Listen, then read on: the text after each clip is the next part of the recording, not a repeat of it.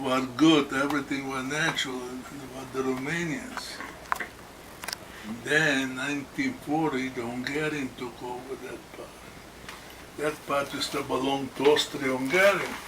The Germans made a deal with the Hungarians.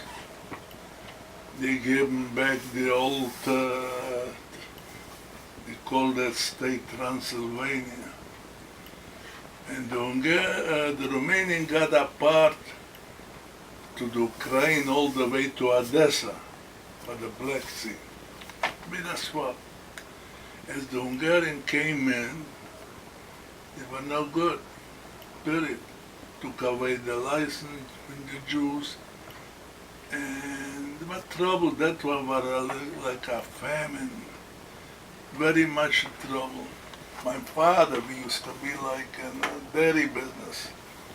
We used to go to get them from the farmers, the milk and everything. Used to make cheese. So they took away the license. We have to live. You cannot deliver anymore. That time was not like now. We got bottled milk, you understand? And that was families bigger. They had 5, 4, 6. They took in the city, spread around. It's a day's work to distribute the milk. But they took this away. You cannot do it anymore. They did some business. Those people in Hungary, the city had, they call us policemen. Over there, the Hungarian, they call us like gendarme. And this gendarme had black hats with feathers on, and they were the lowest class of people, and you can see. Not educated, nothing. They got my father into their headquarters and they kept him a few days. They beat him so bad. He came out, he was not the same anymore. So what is it to do? He got a family. He got that time about 5 children. He got to live, he got to, live. So we started working. He met my father, rest in peace. Even I went to work. All kind of the forest, all kind of work just to make a living in Smith. And the school, as the Hungarians came in, they threw all the Jewish kids out of school. No school anymore for Jewish kids. But the thing was, Jewish kids, they took them once a week. We had to go clean streets like the boys of that age and do all kind of dirty work. That's what he taught us, how to work, the Jewish kids. And that time you could tell all those animals, all the cheap, lower class Hungarian, all of a sudden they became big, wheels in the Hungarian party. Until it came 41, yeah, 41, they started taking Jews to Galicia. So they gave a list for the section of the town, let's say like Brooklyn, the city had different sections. So that section he wanted, I don't remember how much exactly. So the rabbi and the shoichet and all the president from the shul and everything, they didn't want to send their sons. Send this one, send this one. They couldn't make out. The people wouldn't go for it. Hey, why you just send my son and not your son, this and that? So they said, they can get a list for the Hungarians. So what they did, the Hungarians said, we're going to take you all that section out. So they took us into the synagogue, a beautiful synagogue, and there they kept us, and there we're going to go to Galicia, all of us. So what happened, came out a big officer, Hungarian, everybody should go home. It didn't last long, up till 1944. the war was going on, really. But the Russians got a hint, they won, and he stopped right by the border, not too far. And he hushed up the Hungarian, and he took 99, all of the Jews out, and put them in ghettos. Up to the year they were born in 1923, of the age, they took them, 1923, they were 21 years old that time.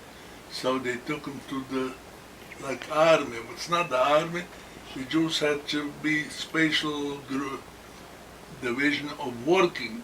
They used to take them in the fronts, wherever they need, the trenches, everything. That's what the Jewish guys did.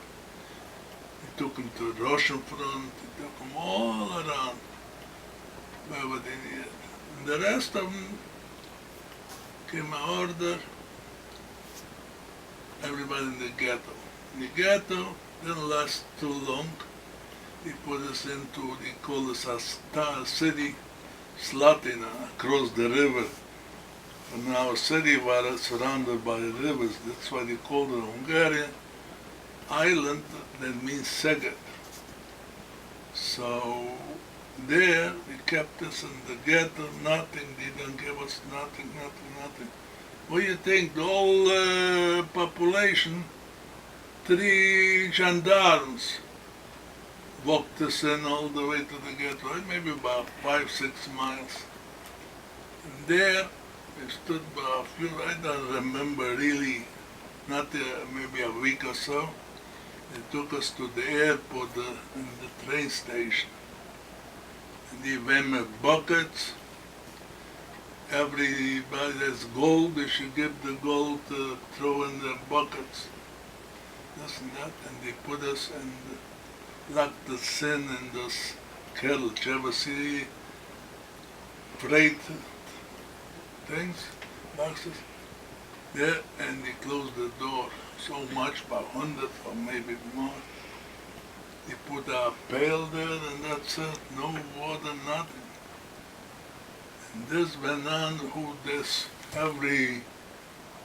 that boxcar had a little booth, who stood a gendarme, the guy with the feathers on it. This was going on, I don't know, a day and night, until we reached a city called Kashal. Used to belong to Czechoslovakia, but the Hungarian were there too.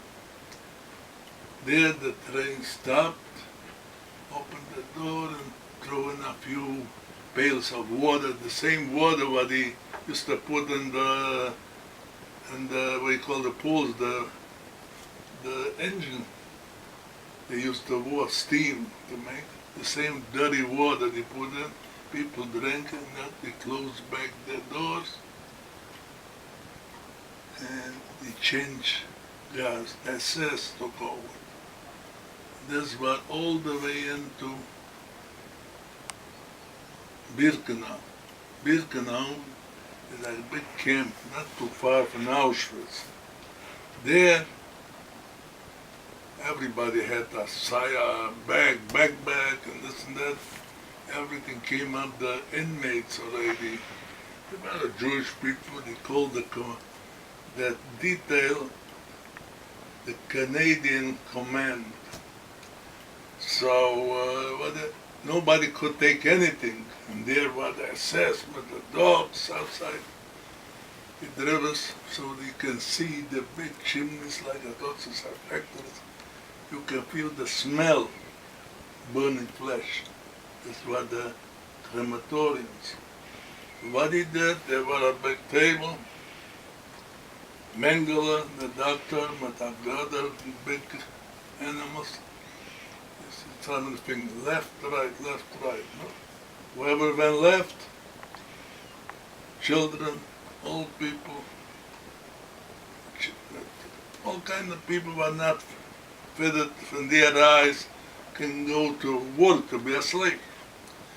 They all went there, so into a big bathhouse, they call it. But instead of giving water for them, they got gas. They gassed them all. So what he did, I had information that you all find them, they open up the door afterward, they know they're all dead, of course. And they're all naked. Children, women, old people, they throw them into such a, the little like tracks, like lorry they call it in German, filled them up and they took them to the crematorium to be burned. So, me happened to be, I chose to go with the workers thing. Then even there in the barrack, there were more, I don't know how many thousands or more people in one barrack, like sardines. And every few hours or so, appeal, and they kept on counting, 10, 11. I was see had my brother there, my cousin. All of a sudden they made 1,000 people away and I lost my brother too already. They sent us out and they gave us a pill, what he said, announced.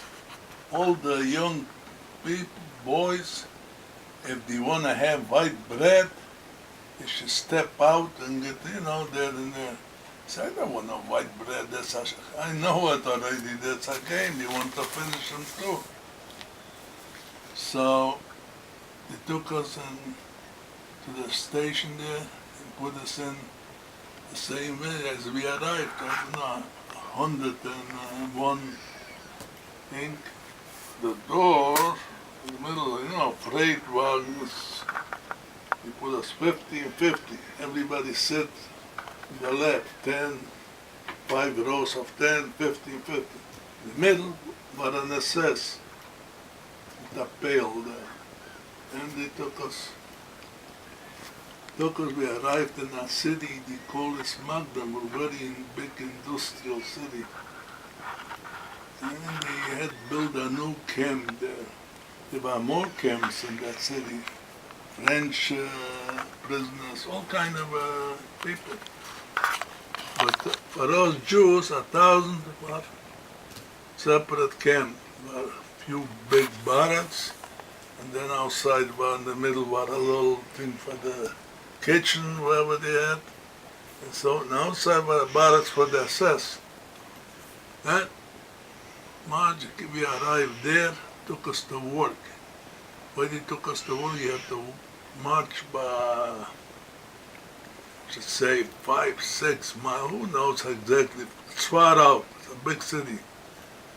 To a refinery, they made from the refinery, from coal, they made oil. And all of a sudden, were around 11, I had thinking, we start to dig out a foundation for a big bunker for the Germans. So, came the Americans, we know which already, and they bombed the hell there, bombs.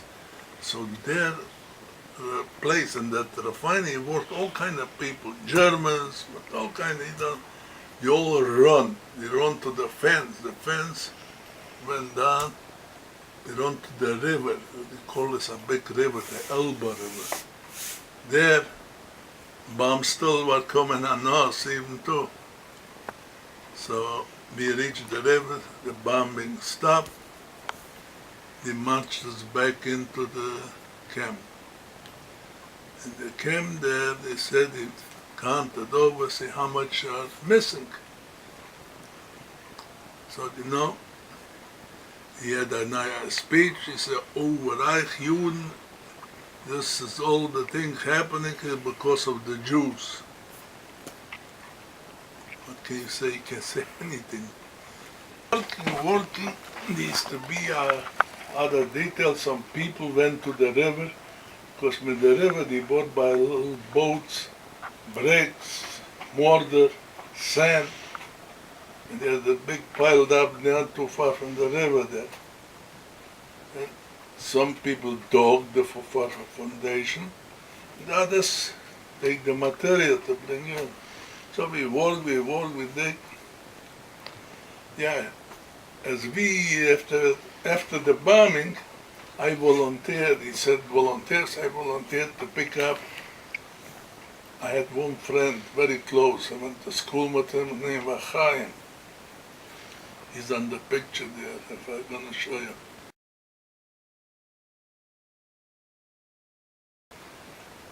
So I wanted to see, find him dead. I know at least I couldn't find Chaim. Come back, he was covered up. That bombs made such a big craters that they were covered up with all of the dust. So he went to work, and this was going on. We made progress. We dug out the foundation, then they poured the foundation with cement. I worked night shift, night, day and night they were there. So I used to work by loading up this little wagons with sand, or go pick up the brick. They throw you 2 bricks, one after another, like this too. You cannot drop them. You got to get dropped, you get beaten the hell out. So then they put me through the sand. I used to load up pretty good. And that's what going on, work, until we saw the thing, the construction was such a strong bunker, even the bombs could not penetrate that bunker. Used to be air raids. Well, one time we went in there, the Citer wanted to save us, he wanted to save his, he went in, he stood there, beautiful, nice, work completed. But this was going on, then came a winter time. And we had to go to work, all kind of work there. Used to bomb the railroad tracks. On the way there, I lost my shoe. The sole used to be from wood. My real shoes, somebody got a hole of them in Buchenwald when I came in. So they threw me a pair of shoes with the sole, and the sole came off. It was so cold, I couldn't imagine take the cold. I come in there, I took some paper bag from cement, and then I got a beating on top of that. Used to carry the railroad tracks, let's say 5, I don't know how many, 5, 6, 7, or 8, on one side, the other side, such a special pliers, big ones. You grab the rail and you carry it, you fixed up the rail. So I come back, I stepped on some, I don't know what, and my foot was so bad, start to get, I don't know, infection, I'm sure I had. So what I do, they call this a revier, like a clinic. They don't keep the people there long. So I went in, there was a French inmate too, he was a doctor, but he was an inmate, and a Belgian guy. What he did, he cut it open, everything, and drained it. One day he says, get out. Why? He told me to get out because he used to take all the sick people and take them back to Buchenwald. And what the end line is, they killed them. So that's what's going on until the American forces start to, get closer in, the Russian from one side and the American from the other side. It was before like March or so, the beginning of March, middle of March, it took us back to Buchenwald. Come back to Buchenwald, okay, they used to take us out to the city, called as Weimar. Weimar there is where it was to be at one time the capital of the Weimar Republic. There, as the city used to bomb the houses to see big guys, big generals, so everybody worked to clear up the destroyed houses and stuff. Every morning they used to take us out. Then came a time not for long like that's going on, 2 or 3 weeks, then all of a sudden you see alle sämtliche Juden antreten, all the Jews get up to the main entrance. Buchenwald was very big camp. They were in the middle where the small camp. And there used to be raids, the Americans or the whoever came by, all the inmates used to work in all kind of a thing there, factories, whatever. Used to have to go into the small camp in the middle. Because on the big side there used to be the SS and this and that, factories. So, and that used to go on like this until they got us all the Jews in. He kept us, I don't know how many days, no food, no drink, no nothing, no work. Then all of a sudden they opened up the big doors, the barracks, and all the people that ate, I don't know how many days, nothing. No, used to be anyway like skeletons, like bone. I didn't run to the thing where you give out the soup. They pushed, to serve a stampede. I got hit in the head. They call this a Totschlager, that a ball of lead weaved into such a strong material. They gave me a shot and I started bleeding. I fell down, they threw me where you think they threw me. Inside the barrack were already stuck up, deaths all over there. They put me there. I don't know nothing, I think so. Then I don't know how long, a day or so, went by and I Did they think you were come dead? to myself. Yeah, of course. Otherwise they wouldn't throw me there. Even if I'm not totally dead, they still, what they care. And I start turning like this, I come to myself. Then I start thinking, went by another day or so, then they said, they're going for a march, all the Jews, they take them, what they call it, a death march. But the main entrance where it says, Arbeit macht das Leben frei. Work gonna free you, yeah. So, I come there, I think like this, I think so, I say, I crawled an old for a hand piece. I know what a tote march means, that they who can walk, they kill them. They schlepped them from all here and there, not to fall into the American hands or the Russian hands, to get free. So I said, that's it, I'm gonna stay here on the side, no matter what. So he says like this, I remember the good words.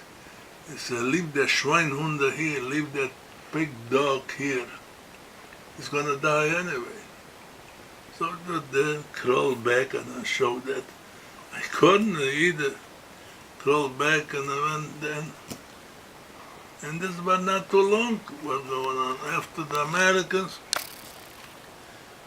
now Friday, April 11th, all the guards disappeared and everything. When there used to be a raid, all the people used to run in, all the prisoners, Russian prisoners, whoever were there in the camp. They worked in ammunition factories. They had rifles, they had things.